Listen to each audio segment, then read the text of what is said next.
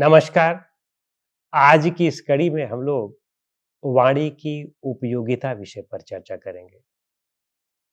यदि आप गहराई से विचार करके देखें, तो आप ये पाएंगे कि मनुष्य और अन्य मनुष्येतर प्राणियों में क्या अंतर है। तो सिर्फ दो ही अंतर है। एक तो मनुष्य में चिंतन मनन करने की शक्ति है और दूसरा मनुष्य में अभिव्यक्ति यानी वाणी की शक्ति है।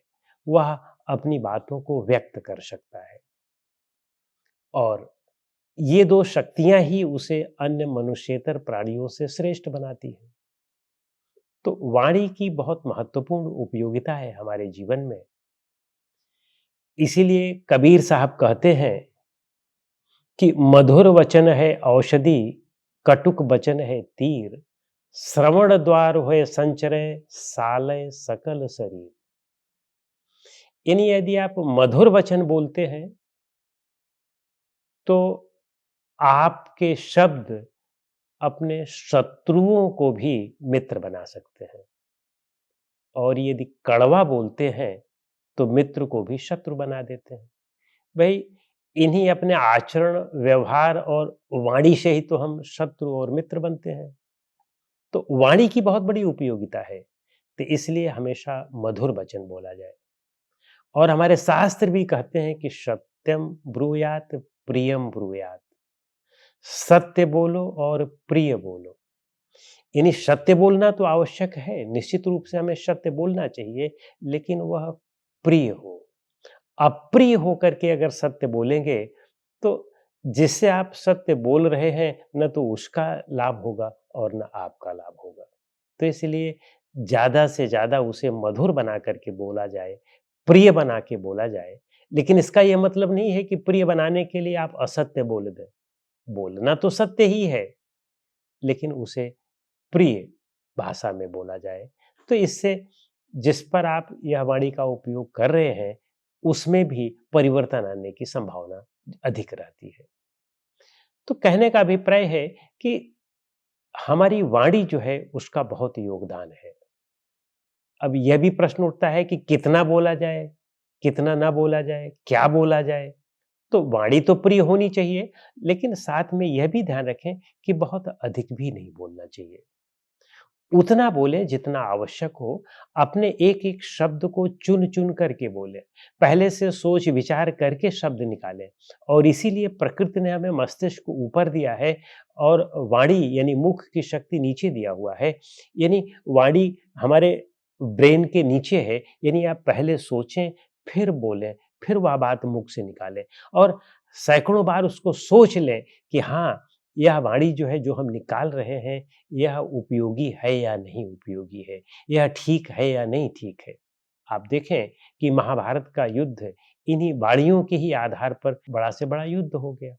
कहते हैं कि अगर द्रौपदी ने यह ना कहा होता दुर्योधन को कि अंधे का बेटा अंधा होता है, तो यह युद्ध ही ना होता। तो कहने का मतलब कि वाणी का बहुत बड़ा योगदान होता है और वाणी को बहुत संभाल करके हमें उपयोग करना चाहिए, क्योंकि यह बहुत बड़ा अस्त्र है हमारा।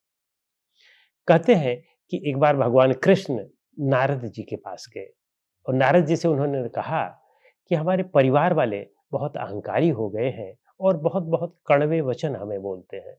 मैं क्या करूं? इससे बचने का क्या उपाय है?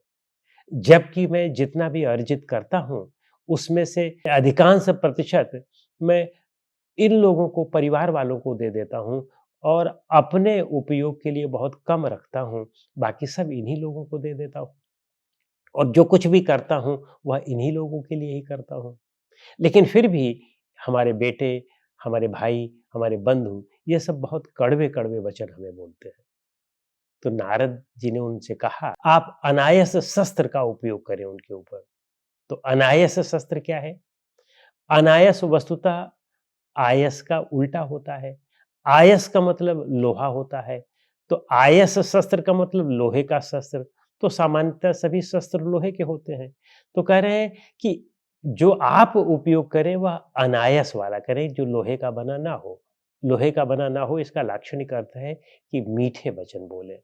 बेशक आपको लोग कड़वे वचन बोलते हैं, लेकिन आप मुखिया हैं, आपको सबको एक रखना है, अपने कुल को एक रखना है, बाँध के रखना है, एकत्रित करके रखना है, उनमें फूट ना पड़ने पाए, इसलिए आपको लोग चाहे जैसे बोलें, लेकिन आप उनसे मीठी वाणी ही बोलें और सही ढंग से ही पेश आएँ, उनसे आप क्रोध ना करें। तो कहने का मतलब है कि वाणी की बहुत बड़ी उपयोगिता है हमारे जीवन में और इस वाणी से ही हम शत्रु और मित्र बनाते हैं, तो क्यों ना अपनी वाणी को नियंत्रित किया जाए। तो वाणी नियंत्रित होगी कैसे?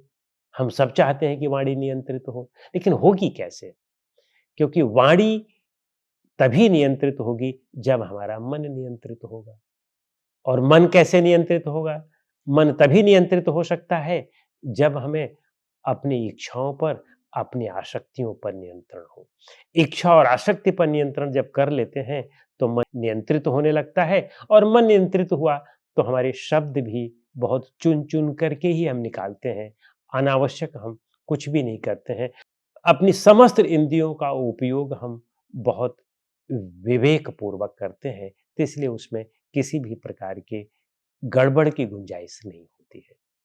तो इसलिए मूल रूप से यही बात है कि हमें अपने मन पर नियंत्रण करने का अभ्यास करना चाहिए। नमस्कार।